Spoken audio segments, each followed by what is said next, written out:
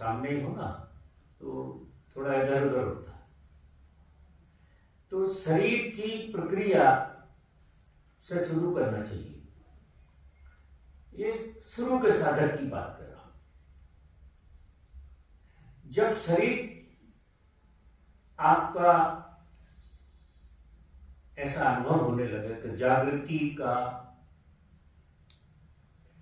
शरीर को अनुभव हो रहा है, शरीर में एक जागृति फल फूल रही है, तो धीरे धीरे धीरे धीरे करके फिर विचार की प्रक्रिया के प्रति जागृत होना। पहले शरीर के प्रति जागृति होना चाहिए साधक की। अगर आप शरीर को बाईपास कर गए और सीधी विचार की प्रक्रिया में चले गए तो आप विचार के प्रति जागृत नहीं हो पाएंगे, क्योंकि आप पहली सीढ़ी छोड़ गए और सीधी दूसरी सीढ़ी में आपने छलांग लगा ली, तो दूसरी सीढ़ी के प्रति आप जागृत नहीं हो सकते हैं, कोई उपाय नहीं। और तीसरी सीढ़ी जो आप कह रहे हैं आत्मस्मरण, मैं हूं, सबसे अच्छी प्रक्रिया है वो अपने होने का बोध। मैं हूं और ऐसा मैं जानूं कि मैं हूं। सबसे बढ़िया विधि यह है, लेकिन इस विधि को सीधा पकड़ना बहुत मुश्किल है। कभी कभार किसी की खूब यात्रा रही हो, पूर्व जन्म की यात्रा रही हो, तो कभी कभी ऐसा व्यक्ति छलांग लगा के सीधा मैं हूं की यात्रा को भी पकड़ लेता है, लेकिन ये बहुत रेयर होता है। ये बिल्कुल सभी लोगों के लिए तो नहीं। अच्छा लगता है मैं हूं की यात्रा को पकड़ना, क्योंकि उसमें आपको कुछ करना नहीं, लेकिन उसके प्रति जागृत होना जितना कठिन है उतना शरीर के प्रति जागृत होना नहीं। शरीर स्थूल है, इसलिए शरीर के प्रति आप बहुत अच्छी तरह से जागृत हो सकते हैं। शरीर की सारी क्रियाओं के प्रति आप जागृत रहें, और सबसे ज्यादा आप अपने बोलने के प्रति जागृत रहें, क्योंकि सबसे ज्यादा व्यक्ति अगर बेहोश कहीं होता है तो जब किसी से बातचीत कर रहा होता तो बेहोश होता है, बहुत ज्यादा बेहोश हो जाता है, और वो बेहोशी का मजा आने लगता है, फिर उसे बिल्कुल होश नहीं रहता। तो शरीर के प्रति जागृति साधनी, ये साधना का पहला अंग। फिर विचार की प्रक्रिया को आपको साधना।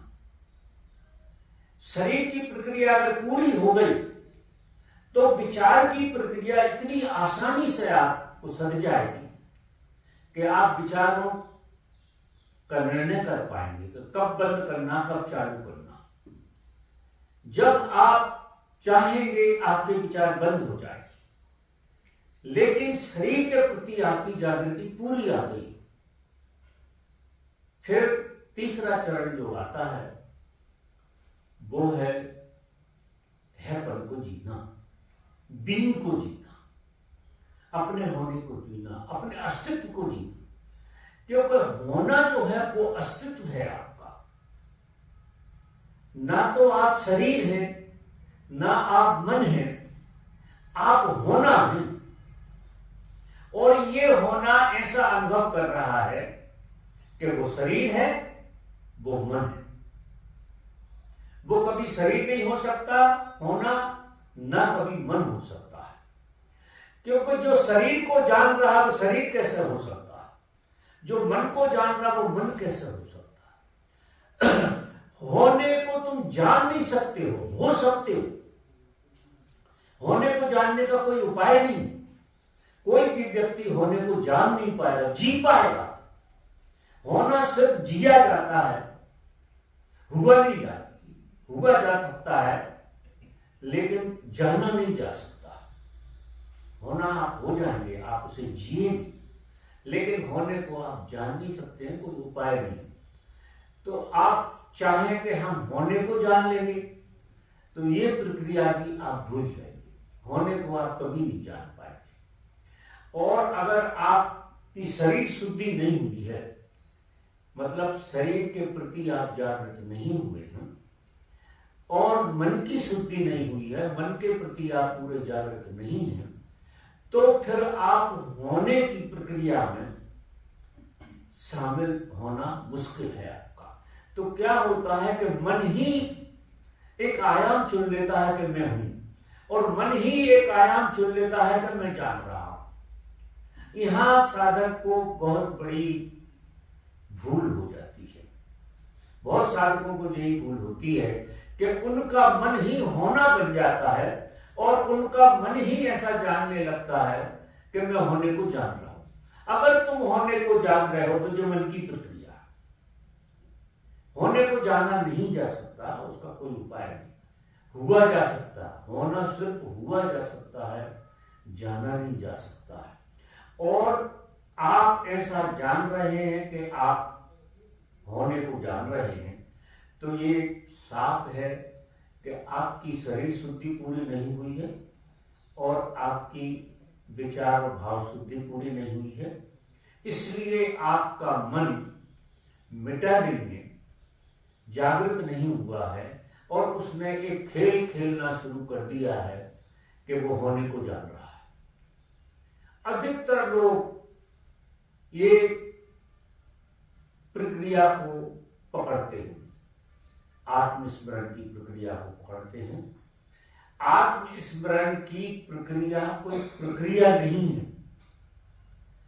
दो तल पे जब आप जाग जाते हैं तो आत्मस्मरण आप में उतरने लगता है, आत्मा का स्मरण आपको होने लगता है अपने आप। स्मरण किस तरह से होता है कि आप आत्मा ज्यादा होने लगते हैं, आप आत्मा को ज्यादा जीने लगते हैं, उसके प्रसाद को जीने लगते हैं, उसके आनंद को जीने लगते हैं। उसका जो परिणाम होता है, आत्मा का जो प्रसाद है, वो सारे शरीर में आनंद की ऊर्जा बहा देता है। उस ऊर्जा से आपको पता लगता है कि आप आत्मस्मरण की तरफ जा रहे हैं, और सीधा उसका कोई पता नहीं लगता, परिणामों से जाना जाता है। सब चीजें परिणामों से ही जानी जाती हैं। तो पहले साधक को शरीर शुद्धि को जीना चाहिए, फिर विचार और भाव शुद्धि को जीना चाहिए। शरीर शुद्धि के लिए आपको हर क्रिया में जागृत होने की जरूरत है। कठिन से कठिन जो है पहला स्टेप है, सबसे ज्यादा समय लगता है, और सबसे ज्यादा बेहोशी हमको क्रियाओं में रहती है। फिर अगर क्रिया में जागृति आपकी नहीं है तो विचार भी एक तरह की क्रिया है, विचार में जागृति नहीं हो सकती। विचार शरीर का सूक्ष्म रूप है। आप आश्चर्य करेंगे, मन और शरीर दो चीजें नहीं है। सूक्ष्म रूप शरीर का मन है। जब आप स्थूल रूप के प्रति ही जागृत नहीं हो पाए हैं, तो शरीर का जो सूक्ष्म रूप है उसके प्रति जागृत होना बहुत मुश्किल है। आप हो नहीं सकते, कोई उपाय नहीं। तो आप शरीर की प्रत्येक प्रक्रिया के प्रति जागृति को जिए और उसका आनंद लें। जब हम शरीर की प्रक्रियाओं को होशपूर्वक जीते हैं तो शरीर की प्रक्रिया में भी बहुत आनंद आता है। फिर ये संसार और धर्म दो नहीं रह जाती, क्योंकि लोग आगे शायद किसी का प्रश्न भी है ऐसा।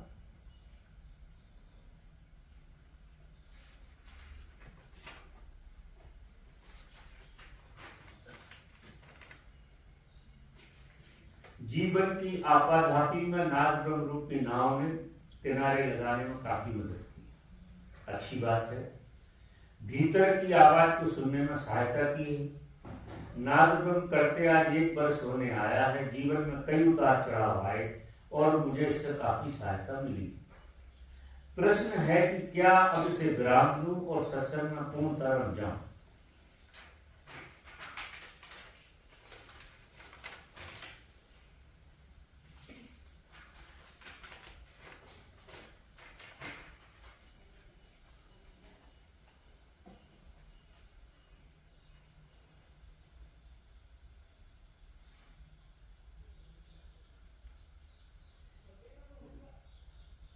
कोई भी एक्टिव मेडिटेशन, चाहे वो नाद ब्रह्म हो, चाहे डायनेमिक हो, चाहे कुंडली हो,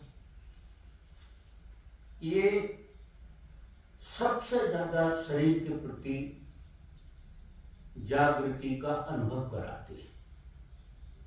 अगर आप सीधे शरीर के प्रति जागृत होने की कोशिश करेंगे तो आप शरीर के प्रति सीधे जागृत हो नहीं सकते, क्योंकि जागृति का आपके पास स्वाद ही नहीं।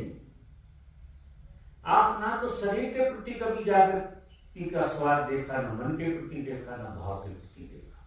और जिस चीज को हमने देखा नहीं वो शब्द बनकर रह जाती है कि जागृति। जागृति मात्र एक शब्द हो जाती है, इससे ज्यादा नहीं होती है। जागृति का हमें पता नहीं होता। ये जो एक्टिव मेडिटेशन है, जो सक्रिय ध्यान है, उनमें 3 ध्यान बड़े मजबूत हैं। एक है डायनेमिक, दूसरा है नाद ब्रह्म और तीसरा है कुंडली ध्यान। ये क्या करते हैं? जागृति आती कब है? जब आपकी ऊर्जा में उठाव आना शुरू होता है। जैसे जैसे आपकी ऊर्जा में उठाव आता है वैसे ही वैसे आप को एक जागृति का स्वाद आने लगता है। डायनेमिक करेंगे आप तो आपको ऊर्जा में उठाव आएगा और एक जागृति का प्रसाद आपके ऊपर उतरेगा। उससे आप जागृति को समझ पाएंगे। इसलिए इन चरणों में से, इस यात्रा में, इन ध्यानों की प्रक्रिया से सभी को गुजरना चाहिए, गुजर के देख लेना चाहिए। नाद ब्रह्म से गुजरो, इन 3 में से एक ध्यान साधक को करना चाहिए। वो ध्यान अगर आपने 3 महीना किया या लगातार 21 दिन किया तो आप 100% ये बात मानना कि आपको ये पता लग जाएगा कि जागृति होती क्या चीज है। क्योंकि जिसकी हम यात्रा कर रहे हैं उसका हमें पता ही नहीं कि वो जागृति क्या चीज। तो ये ध्यान जागृति देते हैं और फिर जागृति को सीधा पकड़ो। वो कैसे पकड़ो कि जो भी क्रिया हो रही हो शरीर के प्रति, उस क्रिया के प्रति वो जागृति जो तुमने समझी है ध्यान से, उसका बोध आपको बना रहना चाहिए। तो फिर संसार की आपाधापी में आप बाजार में रहो, दुकान में रहो, कंप्यूटर में रहो, कहीं भी रहो, ये जागृति वाला तत्व क्या है कि ये हमेशा आपसे बाहर खड़ा रहता है। आपके भीतर उसका समावेश नहीं होता, वो आपसे बाहर। कोई चीज आपको ऐसी अनुभव होगी कि जो आपसे बाहर है। वो क्या करती है कि आप संसार में डूबे हैं, काम में डूबे हैं, किसी चीज में भी आप डूबे हैं, लेकिन वो प्रक्रिया आपको वापस लौटा लाती है। वो जो जागृति की प्रक्रिया है, जो स्वाद है, वो आपको वापस लौटा लाता है और आप उतने नहीं उलझ पाते हो जितना संसार में आदमी उलझता है। इसलिए मैं निवेदन करता हूं लोगों से कि संसार में आप खूब काम करो, कोई बुराई नहीं है संसार में काम करने, क्योंकि दूर जाके संसार और परमात्मा एक हो जाती है। बहुत दूर जाके जब समझ आपकी बन जाएगी, क्योंकि आपको अभी ये भ्रम है कि संसार और परमात्मा दो चीज है, और तुम संसारी हो और तुम्हें परमात्मा को पाना, ये बचपन से जब से हम पैदा हुए, जब से ये भ्रम हमें डाला गया।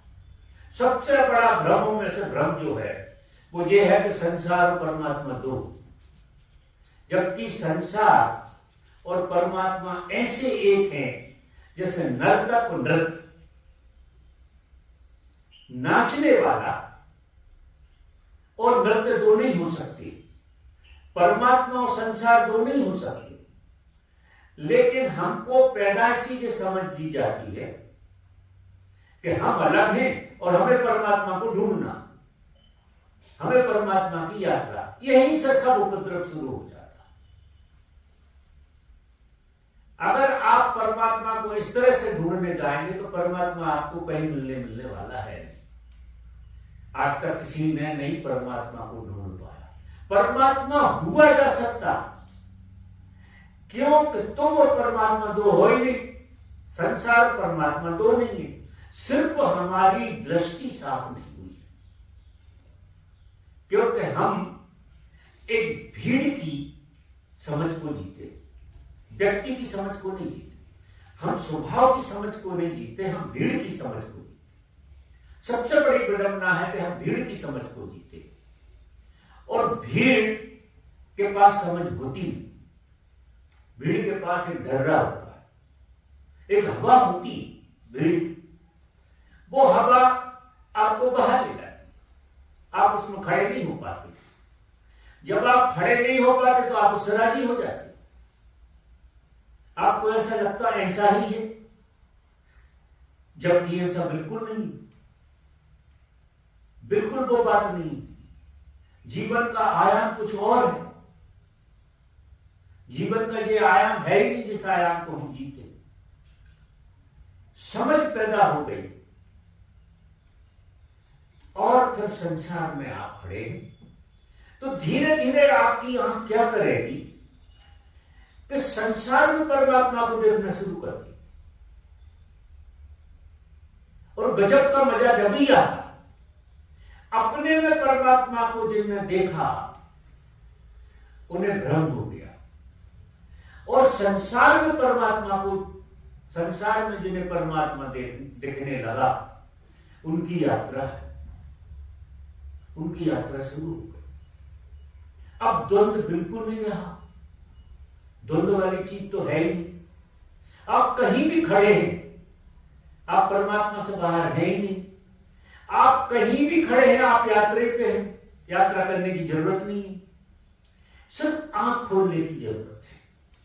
आंख शुरू में हमारी आंख को संस्कारों ने, मान्यताओं ने, धारणाओं ने अंधा कर दिया है हमारी आंख। हम ना समझी को समझ मान के जी रहे, और मेरा ऐसा मानना है कि अगर जीवन में दुख है, ये एक टेस्ट है, अगर जीवन में दुख है तो नासमझी तो है। नासमझ लोग ही दुखी होते हैं, दुख संसार में है नहीं, क्योंकि संसार और परमात्मा दो नहीं है, और परमात्मा आनंद स्वरूप है, दुख हो कैसे सकता?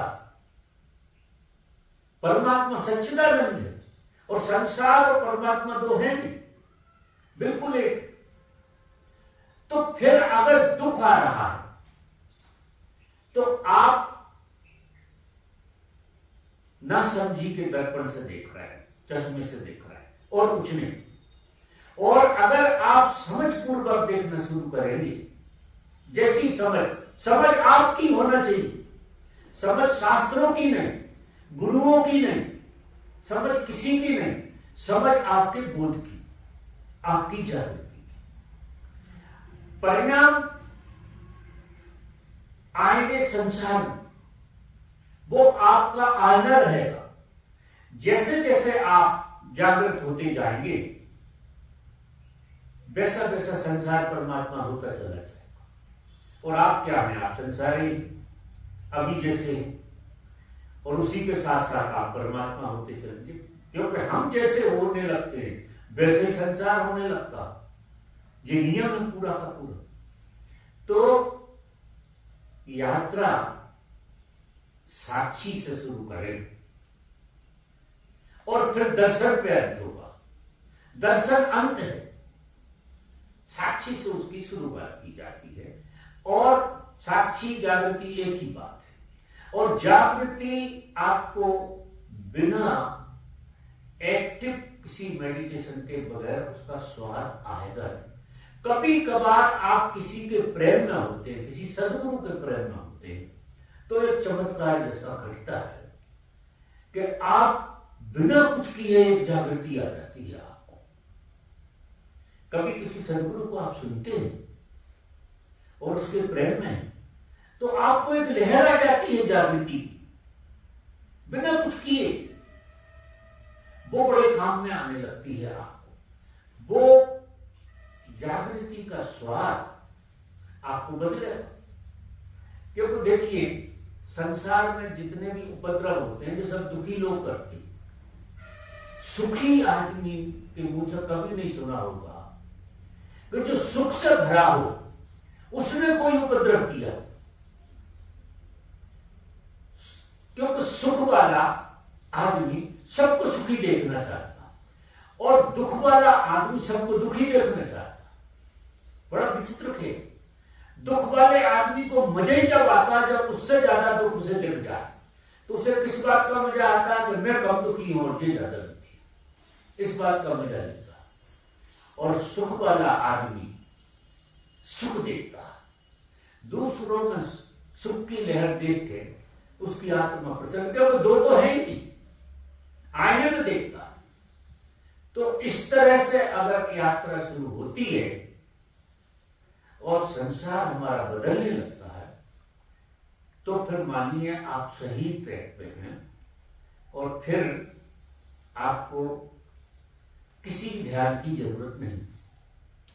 जब तक आपकी दृष्टि में संसार और परमात्मा दो लग रहे हैं, तब तक आपको जागृति को बढ़ाते रहना या प्रेम को बढ़ाते रहना। आप किसी के प्रेम में हैं तो प्रेम को बढ़ाइए। प्रेम माने किसी जागृत व्यक्ति का प्रेम। और आप यात्रा करके बढ़ाना चाहते हैं तो यात्रा करके बढ़ाइए, वो फिर आपको ध्यान से बढ़ाएगा। तो 3 ही प्रश्न थे।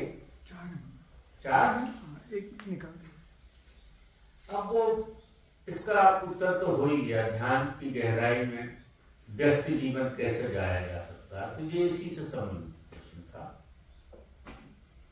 अब किसी का यह प्रश्न तो नहीं है। बाबा धनिया का प्रश्न था, आपको पहुंचा नहीं, उसने तो दिया। धनिया का प्रश्न था। धनिया का प्रश्न है।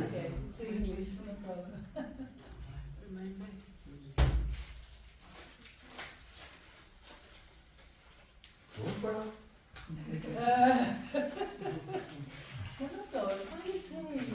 This is question or story?